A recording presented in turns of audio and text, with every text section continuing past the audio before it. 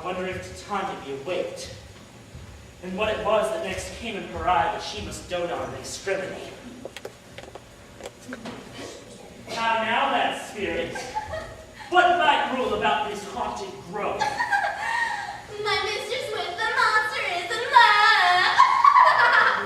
Near to her close and consecrated bower, while she was in her dull and sleeping hour, a crew of patches, rude mechanicals that work for bread upon Athenian stall, were met together to rehearse a play intended for great Theseus' nuptial day. The shallowest thick skin of that barren sort, who pyramids presented in their sport, forsook his scene and entered in a break, when I did him a disadvantage take.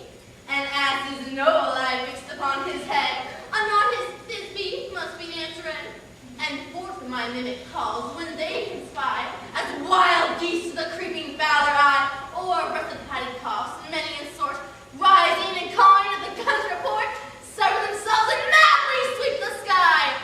So at his sight away his fellows fly. And at our stand, here o'er and o'er one falls, he murder cries and help from Athens calls. Their sense thus weak, lust with their fears thus strong, made senseless things begin to them wrong. For briars and thorns that their apparel snatch, some sleeves, some hats, from all yielders things catch. I led them on this distracted fear, and left sweet pyramids translated there. So in this moment, so it came to pass, the Titania wakened straightway left an ass. This falls out better than I could devise. But hast thou lashed the Athenian's eyes, as I bid thee do? I took him sleeping, that is finished too, and the Athenian woman by his side. So when he waked, of course she must be I.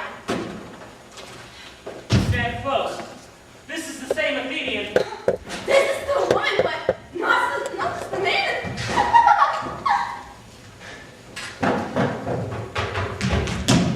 Why rebuke you him that loves you so? Lay breath so bitter on your bitter foe. Now I but chide, but I should use thee words. For thou, I fear, hast given me cause to curse. If thou hast slain Lysander in his sleep, being o'ershoes in blood, plunge in the deep and kill me too. The sun was not so true unto the day as he to me. Would he have stolen away from sleeping Hermia? I'll believe as soon this whole earth may be poured, and that the moon may through the center creep. And so, displeased it cannot be, but thou hast murdered him. So should a murderer look so dead, so grim. So should the murdered look, and so should I. Pierced through the heart with your stern cruelty.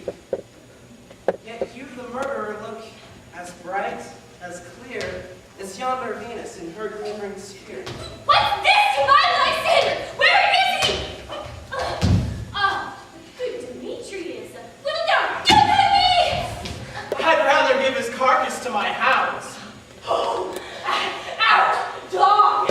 Oh, out! Cur! Thou dragest me past the bounds of maiden's patience. Hast thou slain him then? Henceforth, be never numbered among men.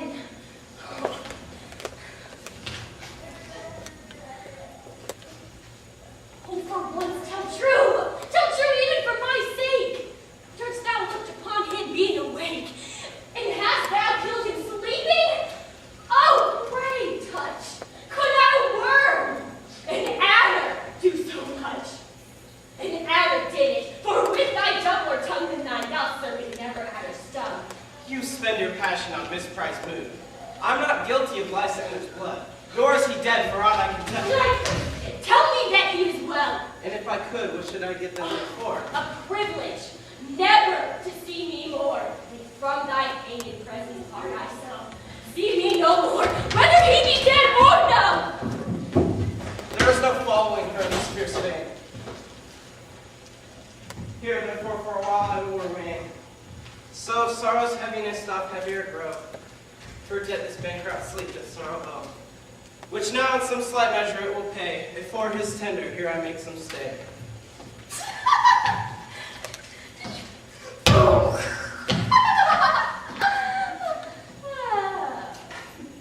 What hast thou done? Thou hast mistaken quite and laid the love juice on some true love sight. Thus it is the perforce must prefix ensue some true love turned and not a false turn true. So fate o'errules that one man hold each troth, a million fail, confounding oath on oath. About the woods go swifter than the wind, and Helena of Athens look thou find. All fancy sick is she, and pale of cheer, with sighs of love that cost the fresh blood dear. By some illusion see thou bring her here. I'll charm his eyes ere she do appear. I go! Look how I go! Swifter than the arrow from the Tartar's bow! Ah!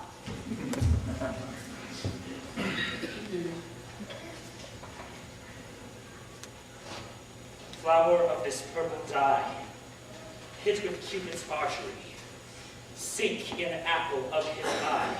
When his love he doth espy, let her shine as gloriously as the Venus of the sky. When thou wakest, if she be by, look to her for remedy. Captain of our fairy band, Helena is your hand. Hand that you was mistook by me pleading for a lover's